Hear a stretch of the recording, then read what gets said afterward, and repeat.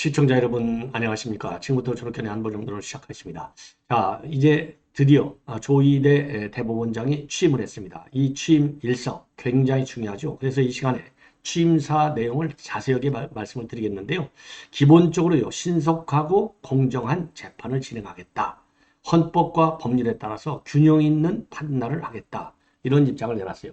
여기에 이미 답이 정해져 있습니다. 자, 그래서 이 김명수가 나오는 좌파 이념의 판단, 이념에 기초로 한 이 판단 체계를 다 뜯어 고치겠다. 이러한 강한 신념을 표명한 것으로 보입니다.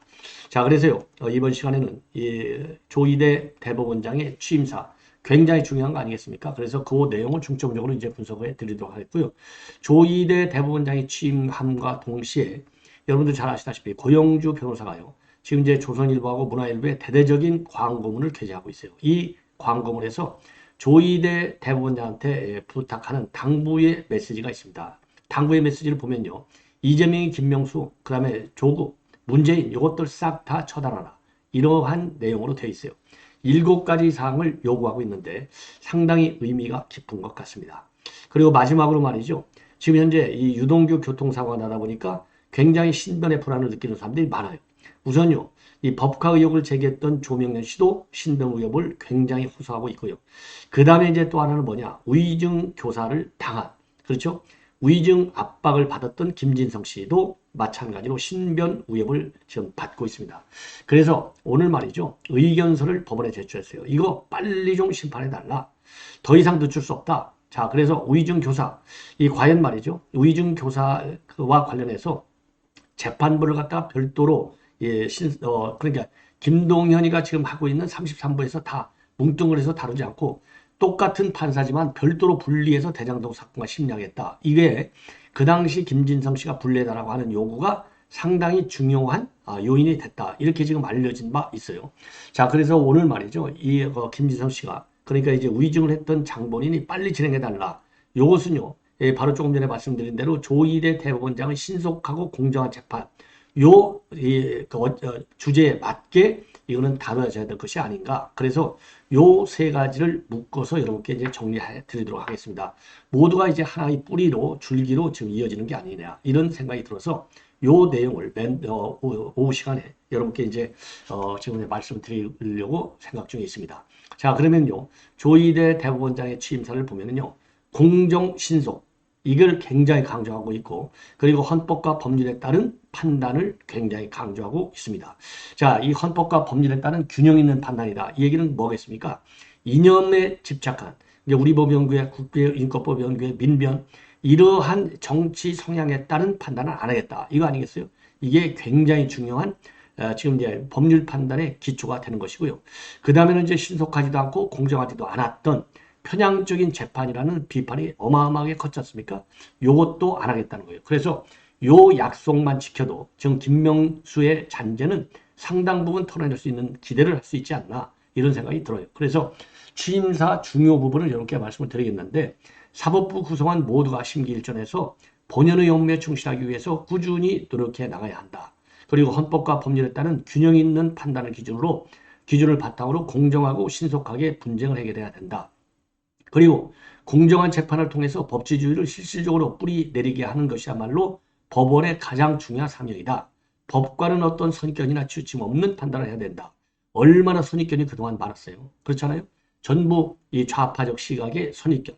굉장하죠. 그러다 보니까 공정한 재판도 안 되고 법치주의도 제대로 안 됐던 것이라 이렇게 판단이 되는데 이런 것들을 제대로 직격하고 나선 겁니다. 그리고요, 국민들이 지금 법원에 절실하게 바라는 목소리를 헤아려 볼 때 재판 지연 문제를 해소해서 분쟁이 신속하게 해결될 수 있도록 하는 것이 시급하다. 세심하고 다각적인 분석을 통해서 재판 지연의 원인이 되는 엉켜있는 문제의 실타래를 풀기 위해서 노력하겠다라고 밝히고요. 그리고 이제 법원 구성원 전체를 향해서는요, 구체적인 절차의 사소한 부분에서부터 재판 제도와 법원 인력의 확충과 같은 큰 부분에 이르기까지 각종 문제점을 찾아서 함께 개선해 나가야 한다라고 강조하고 있어요.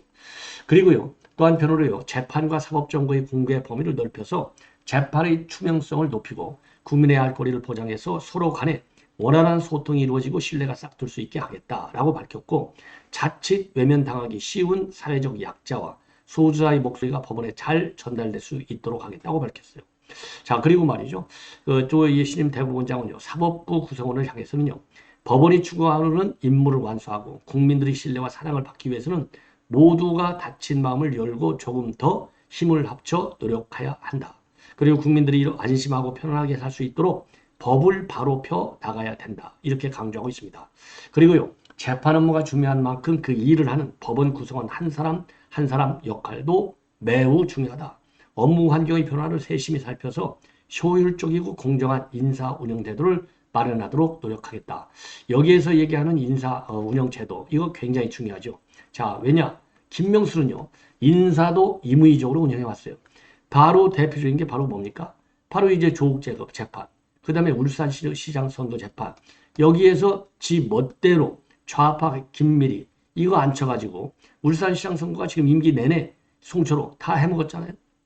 그 다음에 화구나도 내년 4월까지 배치 달고 일하는데 전혀 없도록 만든 거 아니겠습니까? 이게 바로 어마어마한 큰 문제를 이야기한 겁니다. 자, 그래서요, 이런 제 오늘 그 취임사를 보면은 상당히 뭐라고 그럴까요? 이 지금 그동안에 우리 국민들에게 분노를 이야기했던 사법부 체계 전반을 갖다가 제대로 딱 짚어낸 것이 아니냐. 그래서 요 짚은 대로, 그리고 취임사대로만 지금 이제 조희대 대법원장이 사법부를 이끌어도 절반 이상의 성공이다. 그래서 이 시작이 반이라고 하지 않습니까? 그래서 이미 절반은 성공한 것이 아니냐. 왜? 진단을 잘했기 때문에. 이렇게 이제 말씀을 드릴 수 있겠고요. 자, 오늘 취임식은요, 굉장히 간단하게 열린 것으로 알려지고 있어요. 본래는요, 김명수 때는 대법원 1층 대강상에서 열렸어요. 무려 600여 명, 전국 법원장을 포함해서. 그런데 이번 조희대 대법원장의 경우에는요, 윤준 고등법원장만 참석했습니다. 그래서 인원이요, 불과 한 170여 명밖에 되지 않는 아주 간단한 지금 취임식을 가졌고요. 자, 그리고 이 취임사는 본인이 직접 손수 만든 것으로 다듬은 것으로 그렇게 알려지고 있습니다. 자, 그래서 지금 이제 조희대 대법원장 모든 것은 지금 속도전으로 나가고 있고, 지금 이제 차기 대법관 선거 절차도 시작이 됐고, 그리고 좀 일주일 안에 말이죠, 법원장 후보 추천제 개선안도 마련하고, 그리고 이번 주 안으로 전국 법원장 회의를 주재해서 주요 현안을 직접 다룰 예정으로 있다고 합니다.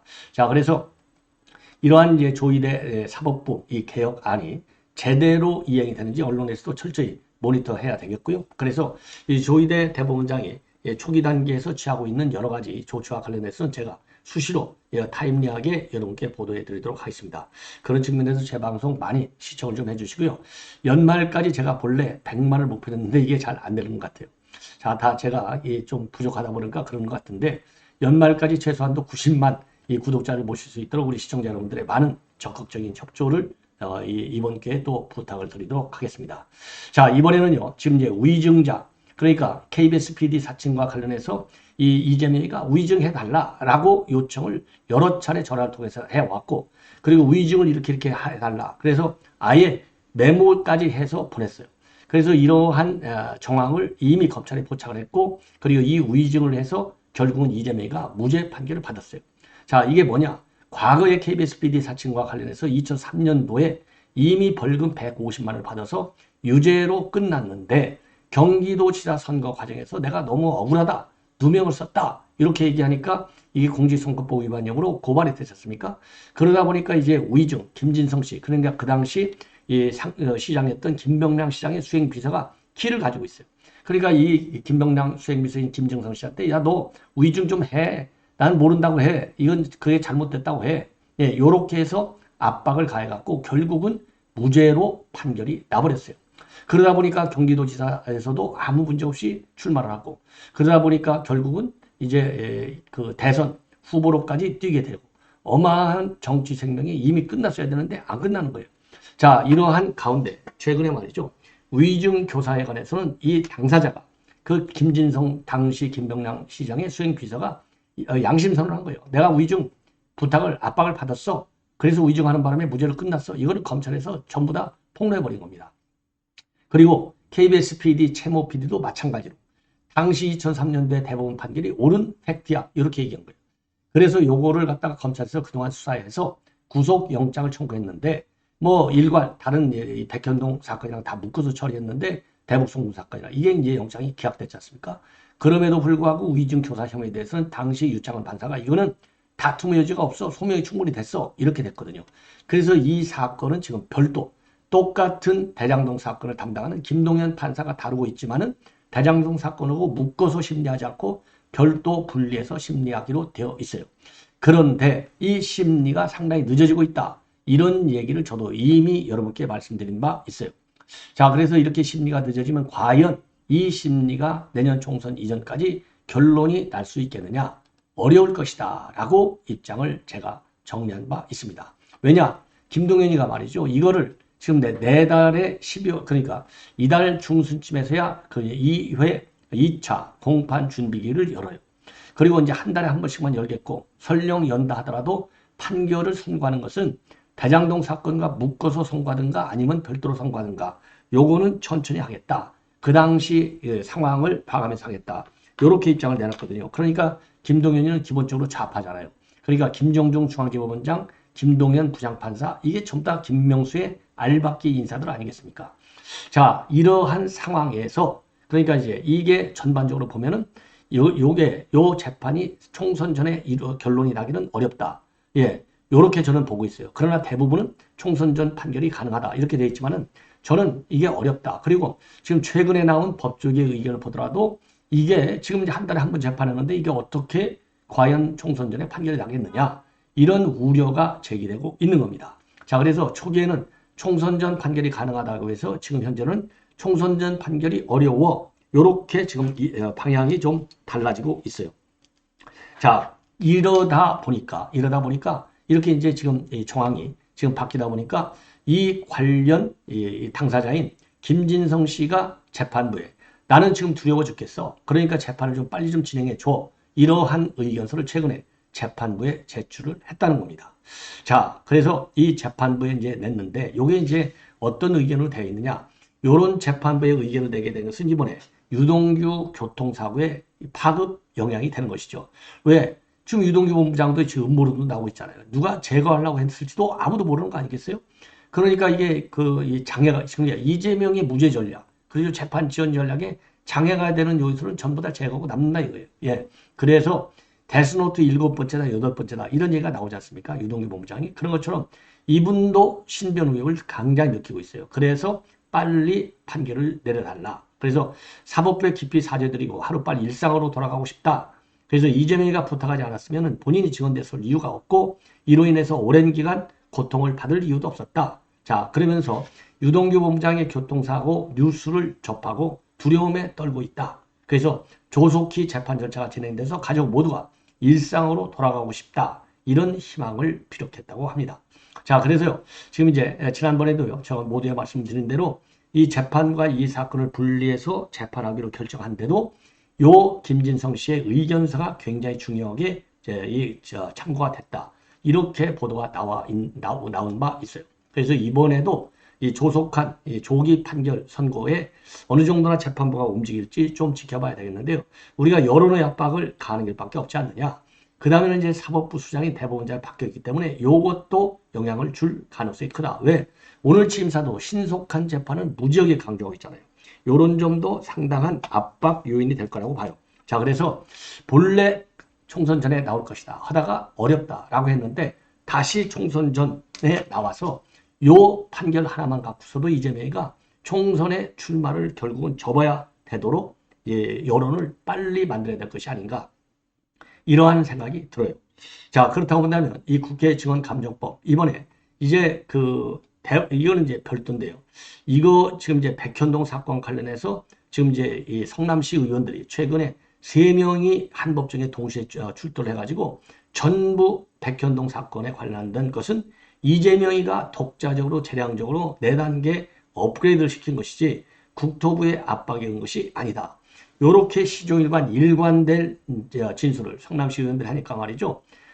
이제 그동안에는 허위사실이 아니야 라고 했다가 이제 허위사실이라는 것을 사실상 인정하나 마찬가지로 사실상 허위사실을 발표했다 하더라도 나는 국회 증언감정법에 따라서 처벌은 받지 않아. 요렇게 이재명 측에서 주장을 했어요. 이것이 이제 지금 많은 논란을 야기하고 있는데요. 지금 모든 보도를 보면 그 당시에도 저도 말씀을 드렸지만은 가장 중요한 것이 이게 이제 관련 국회법이잖아요. 국회법에 관련된 유권 해석의 상당 부분은 국회 사무처 해석으로 이루어지는데 국회 사무처가 국회 증언감정법에 따르면은 이게 다른 죄의 형사책임까지 면제되는 것은 아니다. 그러니까 이제 허위 사실을 유포했잖아요.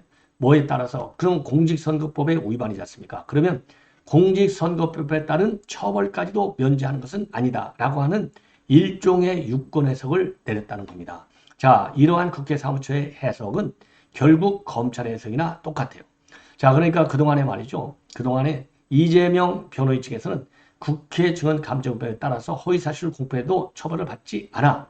이렇게 했지만은 이게 잘못된 것이라는 겁니다. 그래서 지금 국회 증언감정법 9조 3항을 근거로 해서 이게 자유로운 증언을 보호하기 위한 입법 취지를 감안해 볼 때 얘는 처벌을 받아서는 안 된다. 이렇게 주장하고 있지만은요. 국회 그리고 이 검찰에서는 무슨 소리야? 그거는 마찬가지로 증언의 이 보호를 위해서 이게 도입된 거지만 그렇다고 해서 다른 법에서 얘기하고 있는 위법 내용까지 면제시키는 건 아니다. 그러니까 공직선거법에 따른 형사책임까지 면제되는 것은 아니다라고 검찰은 반박을 하고 있는 상황입니다. 자, 그래서요, 이제 지금 검찰에서 이러한 주장, 그리고 법조계에서도 마찬가지로요, 이재명의 되게 불리한 성남시 공원들의 법정 증언이 쏟아지니까 변호인이 변론 방향을 바꾼 게 아니냐, 예, 이렇게 지금 해석이 되고 있습니다.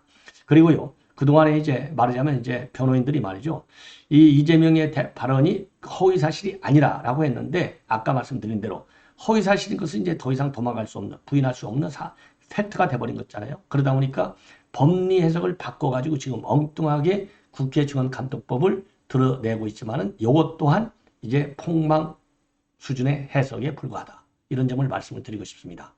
이제 마지막으로 말이죠. 마지막으로 조희대 대법원장의 출범, 취임과 관련해서 이게 이제 좀 전에 말씀드린 대로 두려움에 떨고 있으니 빨리 재판을 진행해 달라. 예. 그리고 이제 이 국회 증언법에 따라서 처벌 불가하다. 이렇게 이재명 추구하고 있지만 국회 사무처는 처벌이 가능하다. 이렇게 나오고 있고요. 자, 지금은요, 이렇게 이제 문화일보 사설면에 조선일보하고 이렇게 대형 광고를 싣고 있습니다. 이 광고 내용을 여러분께 말씀을 드리면요. 여러분들께 이제 그 화면을 통해서도 충분히 이제 보실 수 있으리라고 보는데, 조희대 신임 대법원장은 좌편향된 김병수 사법부를 신속 재편해서 법치주의를 확립하라. 그래서 7가지를 요구하고 있습니다. 예. 자, 지금 대한민국 이재명 문재인에 의한 좌경화와 국고탕진, 그로 인한 저출산 심화와 같은 큰 위기에 처해 있다. 그래서 반대한민국 세력을 신속 단호하게 처단하라. 예. 그래서 일본이요. 수년째 재판에 지연되고 있는 이재명과 송영길, 조국, 조민, 황운하, 윤미향과 같은 정치인 중대범죄 피고인들에 대해서 총선 전에 선고를 하라. 그리고 두 번째는요. 제주 창원 등지 간첩단 사건 피고인들을 줄줄이 석방하게 한 판사들에 대해서 인사징계 조치 및 간첩 재판 그리고 이 처단을 신속히 하라. 예. 그 다음 세 번째, 당선 무효형 유죄했던 이재명의 친형 강제 입원 사건을 무죄로 파기한 권순일 대법관의 재판 거래 커넥션을 조사해서 국민 앞에 밝혀라. 네 번째가요, 김명수가 전임 대법원장을 사법농단으로 몰아서 구속 기소했던 형태에 대해 똑같은 잣대로 김명수를 조사해서 응당한 조치를 취하라. 그리고 다섯 번째, 이재명 재판 지연 등을 자행한 이 좌편향 판사들을 신속하게 인사 징계 조치하고 그 실상을 국민 앞에 소상히 밝혀라. 그리고 여섯 번째, 북한군의 서해 공무원 사살을 방치하는 등의 반대한민국 주모자 문재인을 총선 전 기소 심판하고 좌경 세력의 실상을 조속히 국민 앞에 밝혀라. 그리고 일곱 번째, 내년 총선의 부정 당선자들이 국민의 대표가 되는 일이 없도록 선거사법재판을 법대로 6개월에서 1년 이내에 신속히 완료하라. 이렇게 주장을 하고 있습니다. 그래서 조희대 대법원장은 이 좌경 기득권 세력에 의해 무너진 사법정상화를 단호히 바로 세우는 것만으로도 위기의 대한민국을 구할 역대급 대법원장으로 평가받을 것입니다. 이러한 입장을 내놨습니다. 자, 그래서 제가 볼 때요, 이 고영주 변호사의 이 광고는요, 우리 국민들이 그동안 이 사법부에 대해서 가지고 있었던 많은 불만과 분노를 한 칼의 광고문 안에 다 담은 데 의미가 있지 않나 생각이 듭니다. 시청자 여러분, 이것으로 본 방송을 마치겠습니다. 대단히 고맙습니다.